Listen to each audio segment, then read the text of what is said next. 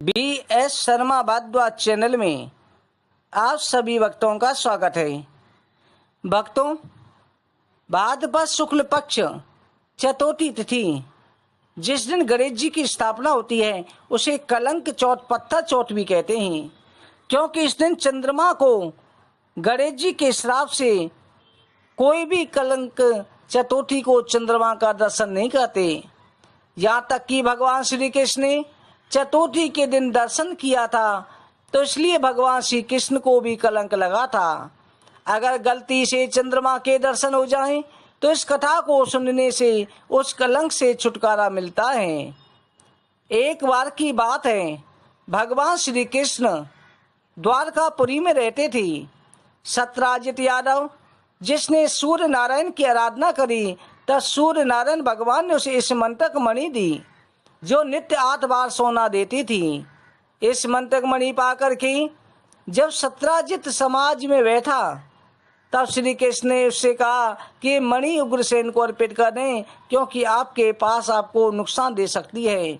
सत्यराजित ने श्री कृष्ण को ना दे करके वो मणि अपने भाई प्रसेनजित को दे दी।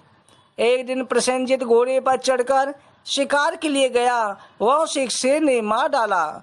मणि ले ली और शेर को जाम्बवंत ने मार दिया। जाम्बवंत उस मणि को गुफा में ले गया।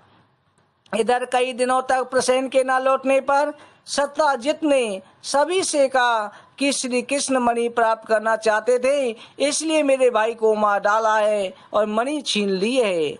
इधर भगवान श्री कृष्ण की जब ये लोक निंदा होने लगी, भगवान श्री कृष्ण सभी सैनिकों को, बड़े बुजुर्गों को साथ लेकर वन में ढूंढने गए, जहाँ पर उन्हें घोड़े समेत प्रसेन सिंह के द्वारा मरा मिला। आगे जाके चिन्हों के द्वारा पहुंचे तो सिंह को जाम्बवंत ने मार रखा था। जाम्बवंत के चिन्ह गुफा में जा रहे थे। भगवान श्री कृष्ण सभी को बाहर छोड़कर गुफा के अंदर गए। वहां जाकर के देखा जाम्बवंत की पुत्री जाम्बवंती मणि से खेल रही है। भगवान श्री कृष्ण ने जाम्बवंत के साथ में युद्ध किया। जाम्बवंत का भगवान श्री कृष्ण का 27 दिन तक युद्ध हुआ।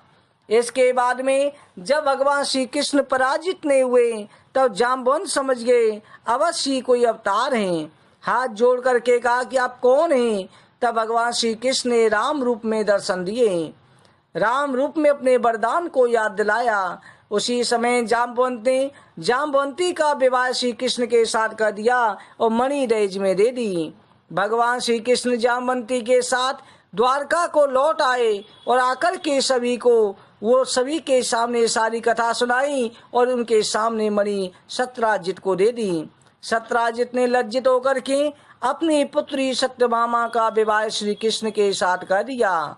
इधर भगवान श्री कृष्ण ने सभी को ये बता करके कलंक से छुटकारा पाया और कहा कि मैंने शुक्ल पक्ष की भादो शुक्ल पक्ष चतुर्थी को चंद्रमा के दर्शन किए, इसलिए मुझे कलंक लगा है। जो व्यक्ति इस कथा को सुन लेगा उसे कलंक से मुक्ति मिलेगी।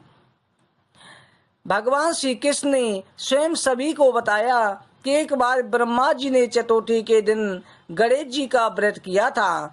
गणेश जी ने प्रकट होकर वरदान मांगने को कहा, तब ब्रह्मा जी ने कहा मुझे सृष्टि रचना करने का मोह ना हो।